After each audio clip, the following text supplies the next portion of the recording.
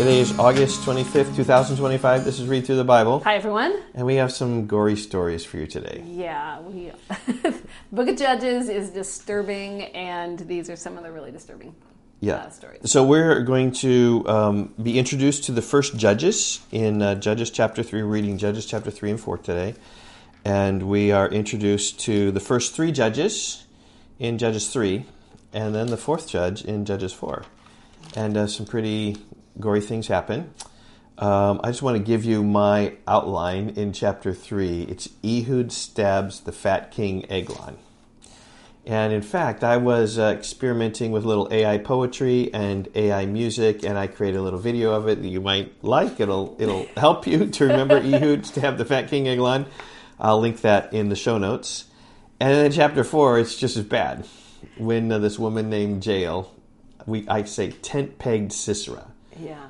Put him in the tent. Through his head. Right, through his temple. Templed the temple into the ground. Yeah, just gory. Like, his brains would have spilled out and stuff. But I think this is the reality of when people forsake the Lord and turn their backs on Him, they just get worse and worse and worse. Yep, that's what we're reading about today. Remember, Judges, the theme comes the very last verse of the book where it says everyone did what was right in his own eyes. Mm-hmm. Okay, so here we go. We kind of transition from chapter 2 to chapter 3, and then we'll meet Othniel, the first judge. Here we go. Chapter 3, verse 1. Now these are the nations that the Lord left to test Israel by them. That is, all in Israel who had not experienced all the wars in Canaan. It was only in order that the generations of the people of Israel might know war to teach war to those who had not known it before. These are the nations, the 5 lords of the Philistines, and all the Canaanites, and the Sidonians, and the Hivites who lived on Mount Lebanon, from Mount Baal Hermon as far as Lebo Hamath. They were for the testing of Israel, to know whether Israel would obey the commandments of the Lord, which he commanded their fathers by the hand of Moses. So those are nations that were left in the land, right? That they were supposed to conquer. Yeah. And that God was testing them. Yep. So the people of Israel lived among the Canaanites, the Hittites, the Amorites, the Perizzites, the Hivites, and the Jebusites. And their daughters they took to themselves for wives, and their own daughters they gave to their sons, and they served their gods. There's the problem. They served their gods. Rather than the Lord who had given them the land. And clearly warned them, do not serve other gods. Yep. Okay, we get our first judge, Othniel. Okay, and we've heard of him before. He married Caleb's daughter. Yep. Right? Okay, Here we go. Yep. Verse it's mentioned 7. in verse 9. All right, and the people of Israel did what was evil in the sight of the Lord. That's the second time that phrase has come up. They forgot the Lord their God and served the Baals and the Ashtaroth. Therefore the anger of the Lord was kindled against Israel, and he sold them into the hands of Cushan-Rishathaim, king of Mesopotamia. And the people of Israel served Cushan-Rishathaim 8 years. But when the people of Israel cried out to the Lord raised up a deliverer for the people of Israel who saved them, Othniel, the son of Kenaz, Caleb's younger brother. The Spirit of the Lord was upon him, and he judged Israel. He went out to war, and the Lord gave Cushan-Rishathaim, king of Mesopotamia, into his hand, and his hand prevailed over Cushan-Rishathaim. So the land had rest for 40 years. Then Othniel, the son of Kenaz, died. Yep, and so the cycle of the judges is that a judge raises up, he delivers Israel, and then they're good during the time of the judge. And when the judge dies, Israel returns back, and they're worse than they were before. Right.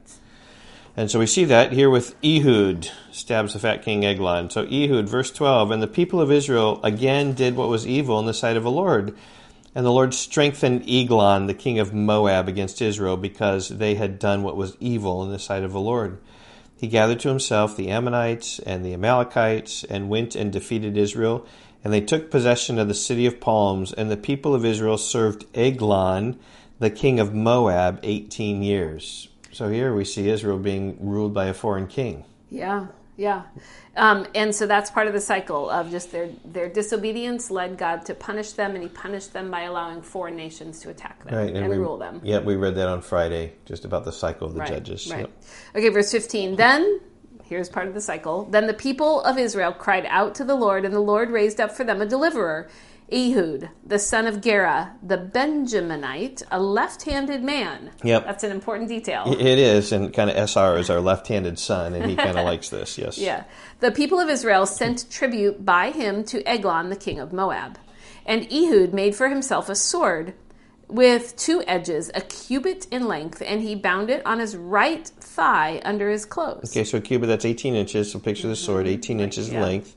And it's on his right thigh, that's key. Right. And he presented the tribute to Eglon, the king of Moab. Now, Eglon was a very fat man. I always think of Jabba the Hutt.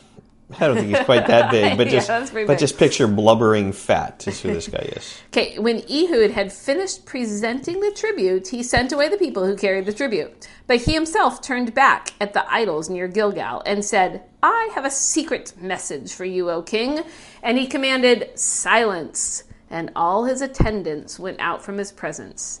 And Ehud came to him as he was sitting alone in his cool roof chamber. And Ehud said, I have a message from God for you. Just the truth. And he arose from his seat. And Ehud reached with his left hand, took the sword from his right thigh, and thrust it into his belly. And the hilt also went in after the blade, and the fat closed over the blade, for he did not pull the sword out of his belly, and the dung came out. Then Ehud went out into the porch and closed the doors of the roof chamber behind him and locked them. And when he had gone, the servants came, and when they saw the doors of the roof chamber were locked, they thought, surely he's relieving himself in the closet of the cool chamber, like he's going to the bathroom. And they waited until they were embarrassed, and when he still did not open the door of the roof chamber, remember, like he's dead on the inside, they took the key and opened them, and there lay their Lord dead on the floor. Yikes. Okay, verse 26. Ehud escaped while they delayed, and he passed by the idols and escaped to Seirah. When he arrived, he sounded the trumpet in the hill country of Ephraim. Then the people of Israel went down with him from the hill country, and he was their leader. And he said to them, follow after me, for the Lord has given your enemies, the Moabites, into your hand. So they went down after him and seized the fords of the Jordan against the Moabites and did not allow anyone to pass over. And they killed at that time about 10,000 of the Moabites, all strong, able-bodied men. Not a man escaped. So Moab was subdued that day under the hand of Israel, and the land had rest for 80 years. Yep. So Israel was ruled by Moab, and then killing the fat king Eglon.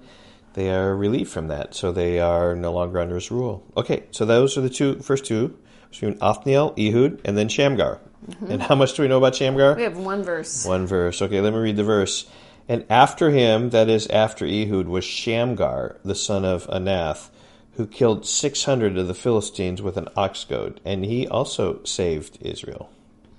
Okay, that's all we know. That's all we know. Okay, so in terms of summarizing this, like the first part is the Lord leaving nations to test Israel. You can include that or not. Mm-hmm. But even if you write the first three judges, Othniel, Ehud, and Shamgar, that would be okay. If you want to include, like, this thing I've been repeating, which is on the video, Ehud stabs the fat king Eglon, that might be a good summary as well. Sure. So, yep. Any to add? No. I mean, left-handed judge, Ehud, but... Othniel, Ehud, Shamgar, I think is the main thing. I think that's a great thing. Okay, so now we're in chapter 4, and we're going to see another gory story of a murder taking place. Okay. All right, here comes the phrase. This is the third time. Verse 1 says, and the people of Israel again did what was evil in the sight of the Lord after Ehud died. Of course, there's the cycle, right? The judge came, he delivered Israel, they had rest for 80 years, but then after he was done, they did evil again. It's like this downward spiral. Yep. And the Lord sold them into the hand of Jabin, king of Canaan, who reigned in Hazor. The commander of his army was Sisera, who lived in Harosheth Hagoim.